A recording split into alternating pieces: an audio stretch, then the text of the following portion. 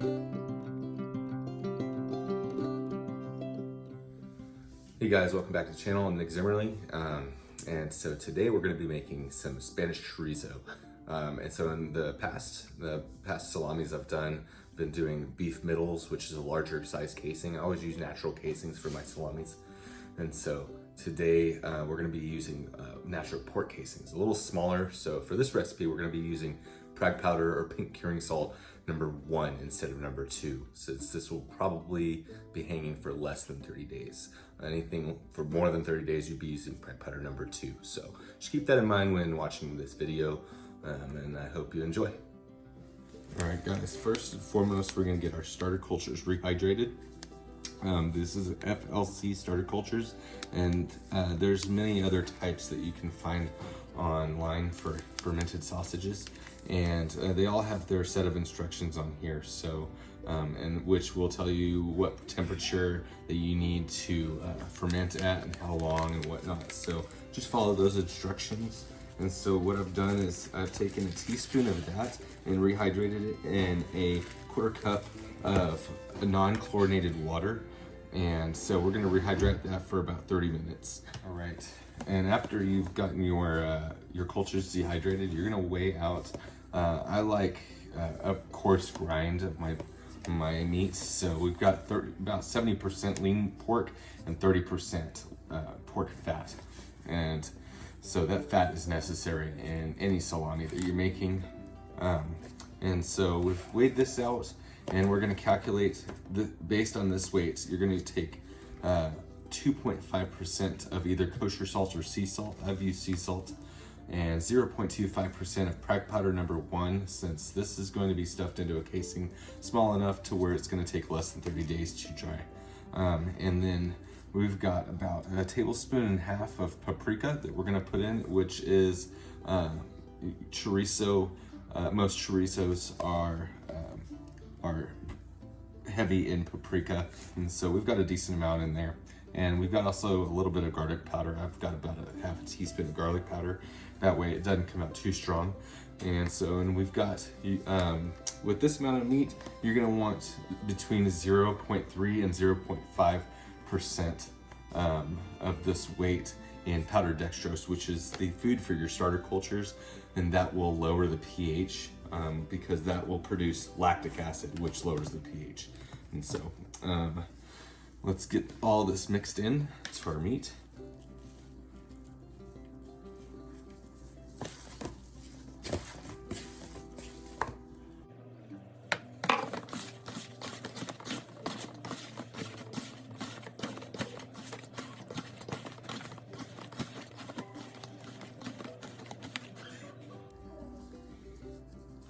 Okay, now that that is nice and incorporated, we're gonna mix in our starter cultures and get that nice and incorporated in that.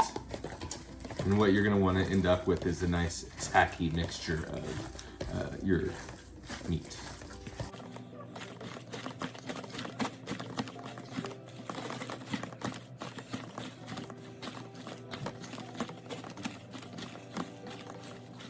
All right, guys, so we've got some of this meat, and you just want to be able to get it to where if you hold it upside down like that, it doesn't immediately fall.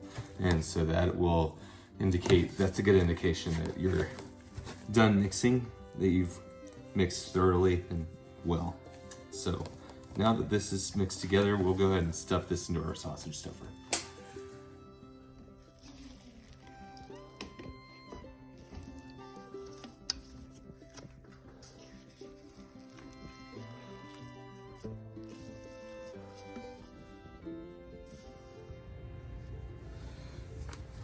All right, y'all, so got some natural pork casings, and I'm going to feed this onto my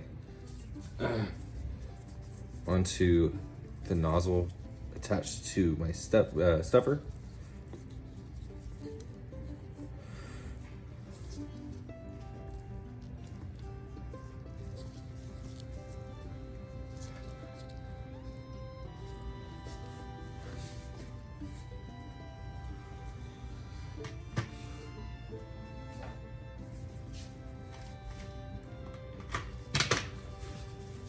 All right, now that we've got this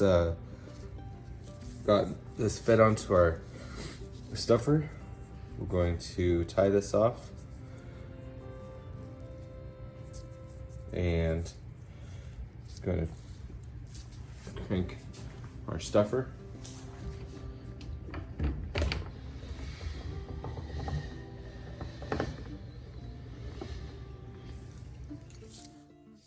Okay, so the trick is to get it as tight as you can without busting the casing, because if you do, then there's no saving it.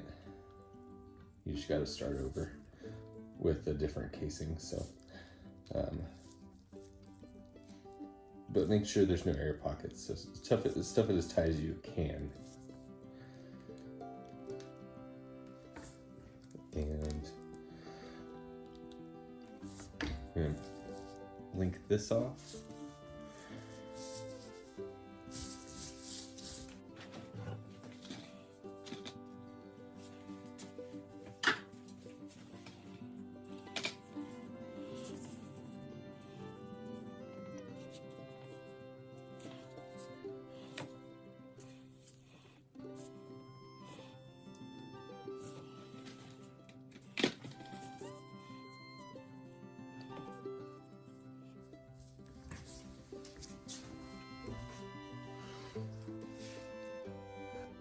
And we'll continue to stuff until we are out of mixture.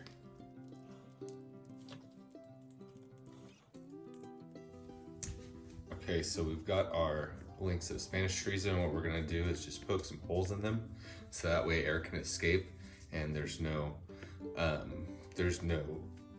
air pockets or anything like that, because that can sometimes promote bacterial growth that you don't want.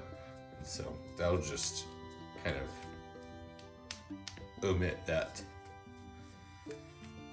And so what we're gonna do is I've got these in a Tupperware container, and I'm gonna go ahead and put this at room temp, and which once you seal this, the temperature inside the container will raise a little bit, and so will the humidity, and that will kickstart the fermentation. So we'll leave this going for 48 hours, and then we'll put some hooks on the string so we can hang them in our dry curing chamber. So pulled everything out of the container, and I've had it dry because it's a little moist from fermenting.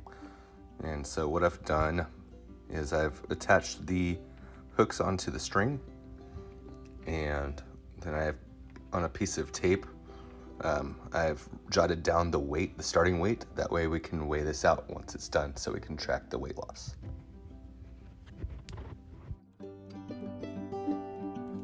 Okay, now as we hang these, I'll go a little into detail about this dry curing chamber.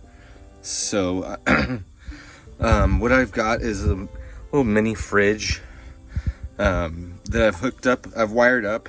I've got Inkbird temperature and humidity gauges installed in here that I've fed through here, and I've kind of patched it up so no outside air gets into it.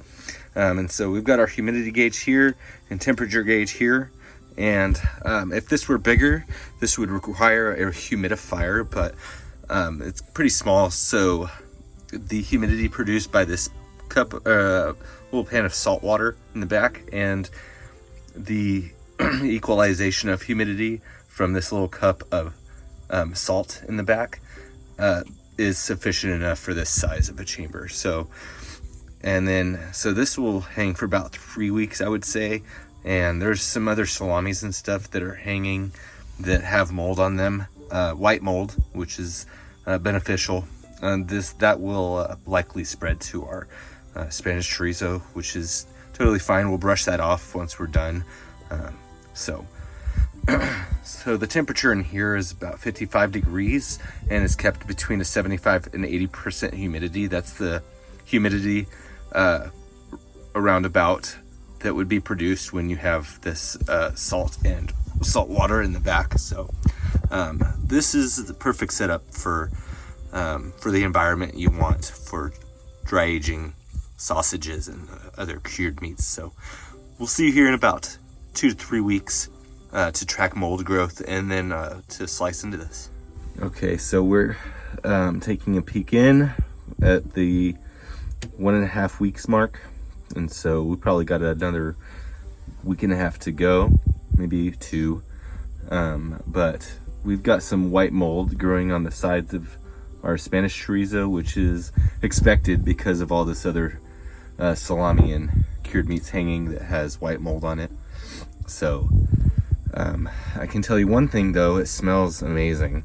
And the minute I opened my chamber, I got a whiff of that chorizo smell. So we'll just keep an eye on this mold and track the weight loss over the next couple of weeks, and we'll slice into it.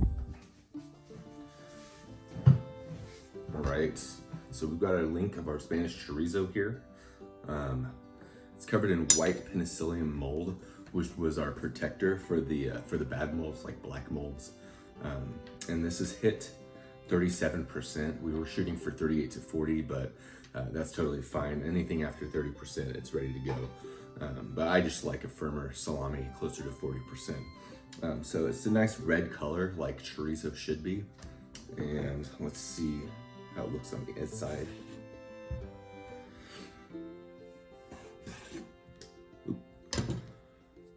All right, so it's got that red color on the inside as well. Smells great. Let's see how it tastes.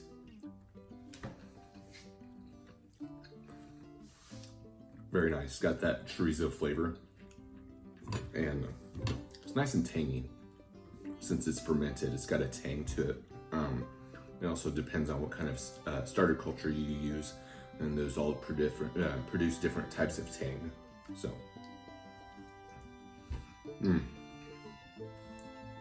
done this several times and definitely doing it again. So if you like the recipe, try it out, leave a comment. I'd love to see what you thought, and thanks for watching.